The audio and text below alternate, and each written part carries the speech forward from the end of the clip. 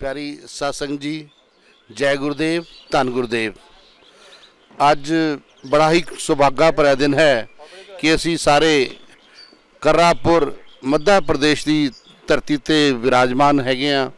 ये डेरा जो है डेरा ब्रह्मलीन संत 108 काशीदास जी महाराज के नाम तो जाना जाता है। ये डेरा बहुत पुराना है। मौजूदा गद्दी नशीन संत 108 पंचम दास जी महाराज मेरे नाल बैठे ने।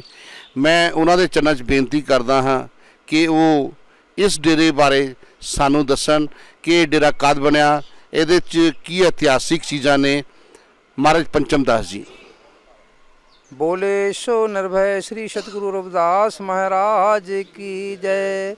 श्री स्वामी काशीदास महाराज की जय। संत रामानंद जी महाराज की जय। संत ओमकारदास महाराज की जय। सब संत समाज की जय।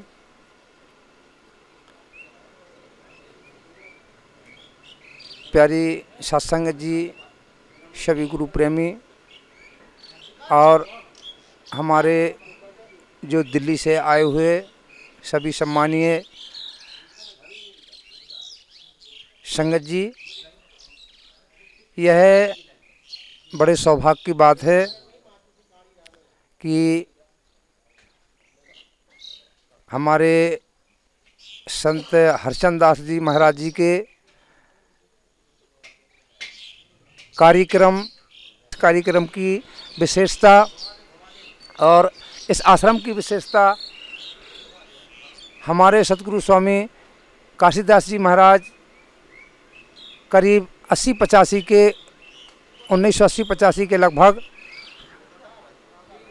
बनारस से यहाँ आए हुए थे और यहाँ के लोगों को यहाँ की दारिद्रता और गरीबी देखकर महाराज जी को रहम आया और बड़े दुखी होकर उन्होंने कहा अब इस समाज में मुझे रहना चाहिए। जब तक हम इस समाज में इनके पास नहीं रहेंगे तब तक इनके कष्ट दूर नहीं हो पाएंगे। तो उसी को देख के हम लोगों को देखकर उन पे दया आई। दया आने के बाद महाराज जी ने यहाँ आश्रम बनाया। आश्रम बना के हमारे बच्चों को पढ़ने के लिखने के लिए एक निःशुल्क स्कूल खोला जो 1 से 8 क्लास तक चलती है। किसी बच्चे से किसी किस्म की फीस नहीं ली जाती है और जो शासन का मानता है वो शासन की मानता पूरी है। यहाँ 8वीं से बच्चे जाते हैं तो शासन की स्कूल में उनका एडमिशन हो जाता है। उसी प्रकार ये आश्रम के लिए सभी गांव और ग्राम के लोग, आसपास के लोग सभी बढ़ चढ़ के हिस्सा लेते हैं। उस कार्यक्रम जो होते हैं, जैसे एक गुरु पूर्णिमा होती है, अब 20 सितंबर महाराज जी की बरसी होती है और फरवरी या जनवरी में महाराज जी की सतगुरु जगतगुरु रविदास महाराज जी की जो आती है जयंती, उस जयंती का ये कार्यक्रम, यानी 3 कार्यक्रम होते हैं। तो सभी लोग आते हैं और पंजाब से, दिल्ली से, हरियाणा से, महाराष्ट्र से, यानी कई अन्य प्रांतों से लोग आते हैं और यहाँ अपनी सेवा देते हैं और हमसे सेवा लेते हैं। गुरु महाराज जी के कार्य को, समाज की सेवा में मेरी जो भी बनती है, ज़्यादातर मैं पढ़ा लिखा तो नहीं हूँ, पर जो भी हमसे सेवा बनती है मैं सेवा करता हूँ। यही शब्द स्वामी रामानंद महाराज जी के सामने मैंने संकल्प लिया था कि महाराज जी इसके योग तो नहीं, पर आपने जो योग बनाया है तो महाराज जी के लगे हुए बाग को अपने खून की बूंद से भी सींचूंगा। उसी कार्य को लेकर मैं आज तक कायम हूँ और जब तक इस शरीर में ये प्राण है तब तक मुझे ये आश्रम और समाज की सेवा करना है। क्रांति चैनल, टीवी चैनल वालों को बहुत बहुत धन्यवाद। गुरु महाराज आशीर्वाद रखें कि हमारे कर्रापुर आश्रम तो क्या, पूरे देश में और विदेश में इनका नाम और यह शो और टीवी चैनल चले। हम सतगुरु से यही प्रार्थना करते हैं, जगत गुरु रविदास महाराज जी से, सतगुरु स्वामी काशीदास महाराज जी से, संत रामानंद महाराज जी से, सभी संतों से चरणों में अरदास करते हैं कि हमारी कौम का झंडा उठाने वाले जो ये कीर्ति कर रहे हैं, नाम रोशन कर रहे हैं, सतगुरु इनके नाम को दिन दूना रात चौगुना तरक्की करे, सतगुरु दया करें, रक्षा करें। हम जब इस डेरे में आपके आए हैं, हमारा बहुत जगह जाना हुआ, कहीं पे भी इस तरह हमें देखने को नहीं मिला कि गुरु रविदास महाराज की मूर्ति के बिल्कुल सामने डॉक्टर भीमराव अम्बेडकर साहब की मूर्ति लगी हो। ये मूर्ति आपने कब लगवाई और इसकी प्रेरणा आपको कहाँ से मिली? और साथ में एक छोटा प्रश्न मेरा और है कि यहाँ पास में ही हमें पता लगा कि रविदास कुंड है और वहाँ से कोई ऐतिहासिक शिलालेख आपको प्राप्त हुआ। इन दो चीज़ों के बारे में हमें आप बताएं जी। हमारे स्वामी काशीदास जी महाराज जी की सोच और प्रेरणा थी कि डॉक्टर भीमराव अम्बेडकर जी की प्रतिमा लगाई जाए। तो हमारे आश्रम की सेवा करने वाले एक महान महापुरुष आज जबलपुर आईजी होकर रिटायर हो गए हैं, वो जब तब एसपी थे। तो उन्होंने कहा कि महाराज जी आपको साहिब की प्रतिमा हम बनवा के देते हैं। तो उन्होंने ग्वालियर से बनवा के दी थी। तो महाराज जी ने 14 अप्रैल 2005 में मूर्ति स्थापित करवाई थी और महाराज जी 20 सितंबर 2006 में पूरे हो गए। पर उनने जो रखवा दी मूर्ति तो आज भी कायम है। तो आज भी है कि जो भी दर्शनार्थी महाराज जी के दर्शन करेगा और जैसे ही पलटेगा तो बाबा साहिब के दर्शन हो जाएंगे और निशान साहब के दर्शन हो जाएंगे। और बाबा साहिब के यहाँ से दर्शन करके जैसे ही पलटेगा तो सतगुरु रविदास महाराज जी के दर्शन होंगे। ये संतों की प्रेरणा है और संतों की देन है, इसीलिए ये प्रतिमा ऐसी रखाई गई। यह रविदास कुंड की शिला है। रविदास कुंड की शिलान्यास का जो है जो बताया गया कि राजा चंद्रहास के हाथ का लगाया हुआ शिलान्यास है रविदास कुंड। समय रविदास महाराज जी,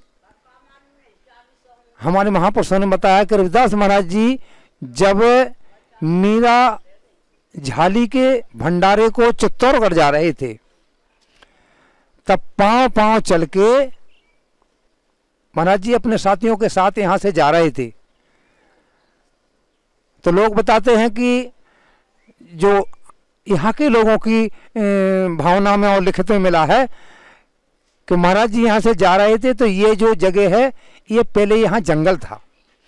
तो साधु संत जो होते थे वो गांव में नहीं रहते थे क्योंकि गांव में लोग अवहेलना करते थे, इसलिए वो गांव के बाहर रहते थे। तो गांव के बाहर महाराज जी रविदास महाराज जी यहाँ रुके। एक बरगद का पेड़ था बहुत बड़ा पहले, उस बरगद के पेड़ के नीचे रुके और अपने शिष्यों से उनने यहाँ समाज के लोगों को बुलवाया। उनको बताया कि भाई मैं बनारस से आया हूँ, हम काशी बनारस से आए हुए हैं, हम फलानी जगह जा रहे हैं, तो ये रास्ता सही है, सीधा है? तो लोगों ने कहा कि महाराज जी यहाँ से वहाँ तक का मेरा, क्योंकि ज़्यादा लंबी रास्ता किसी की देखी नहीं होती थी, जंगली इलाका था, रेलवे और ये गाड़ियाँ चलती नहीं थी। तो महाराज जी ने उनसे पूछा और फिर उनसे सत्संग करने लगे। तो सत्संग में जब महाराज जी ने अपनी वाणी और उपदेश लोगों को दिया तो कभी किसी ने उपदेश दिया ही नहीं था, कोई अच्छी बात कभी सुनने हमारी कौम को मिली ही नहीं थी। उन लोगों को जब सत्संग सुनाया तो वो सारे बच्चे तक बिल्कुल मगन हो गए और पता नहीं कि हम हैं कहाँ। रात दिन का पता नहीं लगा, सारी रात निकल के दिन भी हो गया। सारी जनता यहीं बैठी है, यहाँ कौम के लोग जितने भी थे 10, 20, 50, 100 होंगे, वो सारे ही बैठे, कहीं नहीं गए। यहाँ राजा चंद्रहास का वहाँ ऊँट खत्म हो गया था। तो ऊँट खत्म हो जाता था तो लोगों को चमार ही उसको बाहर फेंकने जाते थे। तो ऊँट पड़ा था, चमारों को ढूंढ रहे थे, चमार मिल नहीं रहे थे, क्योंकि चमार तो यहाँ जंगल में बैठे थे, पता ही नहीं कहाँ हैं। जब ढूंढते ढूंढते वहाँ लोगों से कोई मिला ही नहीं, गांव में नहीं मिल रहा था कोई। तो एक करीब 70-80 साल की डोकड़ी मिली।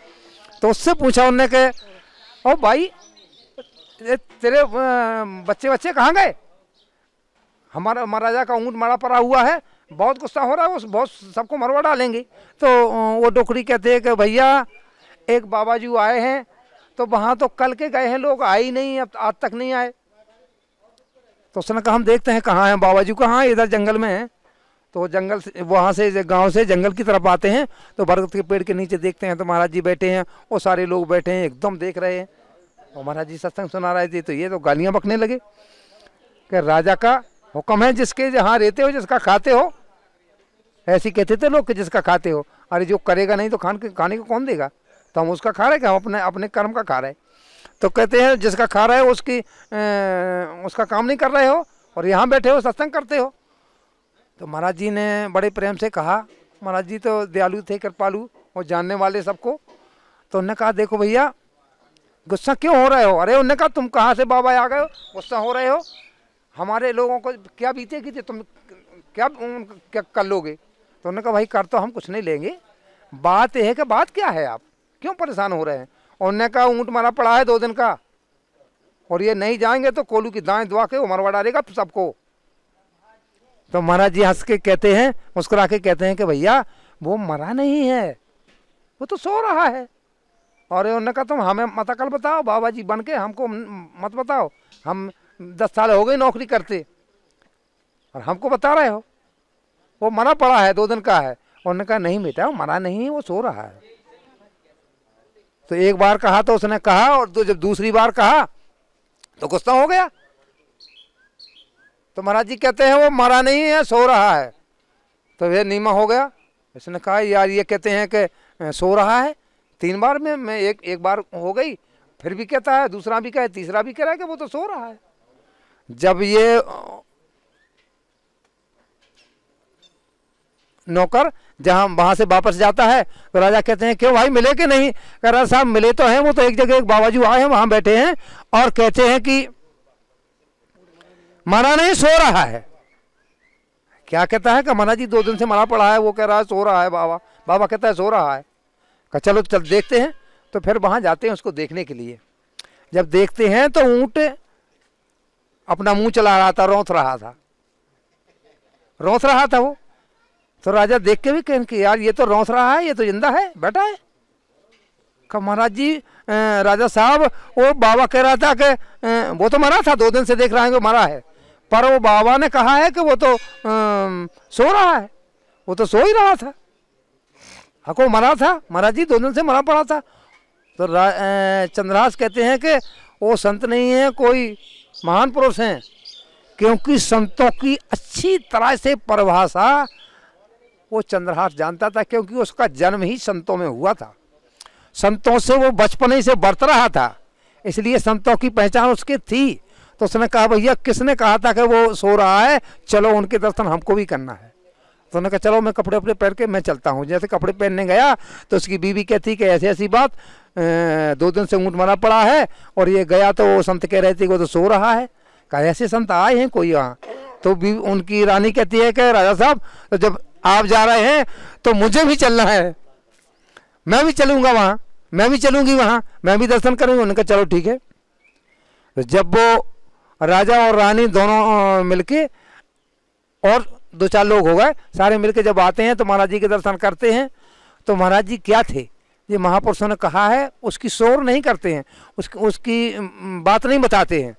महाराज जी किस प्रकार के थे, जो शब्द में कहा है कि रूप अनूप महासुखदाई हर थाने तुम सबको आई।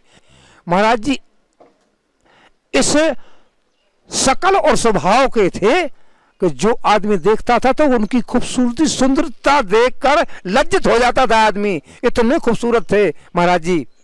महाराज जी इतने शकल के खूबसूरत थे कि लोग उनको देख के लज्जित हो जाते थे। तो जैसे ही राजा ने देखा, उन्होंने कहा जय हो परमात्मा, आज दर्शन हुए। और महाराज जी के चरणों में गिर गए। और रानी ने वो दोनों ही चरणों में गिर गए। उन्होंने कहा महाराज जी मैंने नहीं जाना। कहा राजा साहब मैं तो फलानी जगह का हूँ। अरे उन्होंने कहा महाराज जी आप तो परिचय आप बाद में बताइए, मैं तो दर्शन में मगन हो गया। तो महाराज जी से प्रार्थना करते हैं कि महाराज जी मुझे अपने चरणों में जगह दे दीजिए। तो उन्होंने कहा चलो भैया कोई बात नहीं। तो महाराज जी ने अमृत दिया और उनको अपना शिष्य बनाया और महाराज जी चल दिए। और महाराज जी के जाने के बाद तो राजा ने सोचा कि वो तो चले गए, महाराज जी तो चले गए, पर महाराज जी का नाम यहाँ कैसे रहेगा। उस नाम रहने के लिए जो शिलान्यास बताया गया है, उस शिलान्यास के द्वारा ये तालाब बनवाया जो आज भी मौजूद है। आज भी मौजूद है रविदास कुंड। अब इसको शोर नहीं है, ज़्यादा दूर तक लोग नहीं जानते हैं, क्योंकि ये ज़्यादा लोग जानेंगे तो ये शोर नहीं हो जाएगा। ये रविदास कुंड है। पर कैरी कब तक छुपे पत्तों की आड़ में बिकने, एक दिन तो बिकने आएगी बाजार में। कहाँ छुपेगी आज नहीं तो कल, कल ना उसको तो जाना ही जाना है, शोर होना ही होना है। तो शिलान्यास राजा चंद्रहास के रविदास कुंड के नाम से जो है वो रविदास कुंड आज भी है। और ये आश्रम रविदास गुरु रविदास आश्रम कर्रापुर बना हुआ है, जो स्वामी काशीदास महाराज जी के संस्थापक रहे, उन्हीं के उसमें बना है। तो ऐसे शिलान्यास रहा इसका और इस प्रकार का इतिहास रहा। ये जो इतिहास हमें महाराज जी ने बताया, ये मैंने भी पहली बार सुना है। ये मैं सारी संगत के चरणों में बेनती करूँगा कि आपको जब भी मौका मिले, ये जो भूमि है ये सतगुरु रविदास महाराज की चरण छू प्राप्त है। यहाँ पे हमारे रहबर खुद आके गए हैं। तो आपको जब भी मौका मिले आप मध्य प्रदेश कर्रापुर आइए और इस आश्रम के जिसकी स्थापना ब्रह्मलीन संत 108 काशीदास जी महाराज ने की थी, आज गद्दी नशीन संत 108 पंचमदास जी महाराज हैं, वो इसको चला रहे हैं। क्रांति टीवी के हम आभारी हैं कि उन्होंने इस पूरे आश्रम को हमारे को पूरे विश्व के सामने लेके आए हैं। उनको तरक्की के लिए गुरु रविदास महाराज के चरणों में हम बेनती करते हैं कि भाई छिंदा कौलधर जी को, राजेंद्र भंगू जी को दिन दुगनी रात चौगुनी तरक्की दे।